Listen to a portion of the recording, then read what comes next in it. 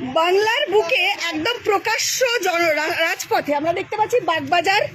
আমরা জানি বাগবাজার কলকাতার একটা প্রাণকেন্দ্রই বলা চলে। সেখানে সরাসরি একজন মহিলা তিনি পড়ে আছেন ফুটপাতের ওপর রাস্তায়। আমরা সরাসরি দেখাচ্ছি পুরো ভিডিওটা। হয়তো তিনি মদ্যপ অবস্থায় পড়ে আছেন, তার কোনো সার নেই।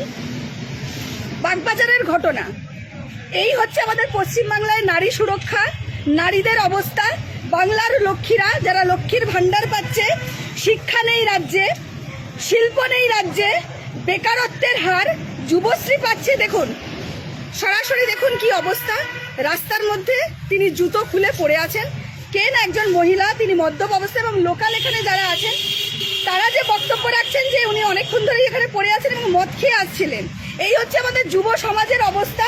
যারা নাকি লক্ষ্মীর ভাণ্ডার পাচ্ছে, সরকার তাদের লক্ষ্মীর ভাণ্ডার দিচ্ছেন, যুবকদের চাকরি দিতে পারছে না, শিক্ষা দিতে পারছে না, যুবশ্রী দিচ্ছেন এবং এইভাবে পড়ে আছে। এই হচ্ছে বাংলার চিত্র, বাংলার উন্নয়ন, যে উন্নয়ন রাস্তায় এসে পড়ে আছে।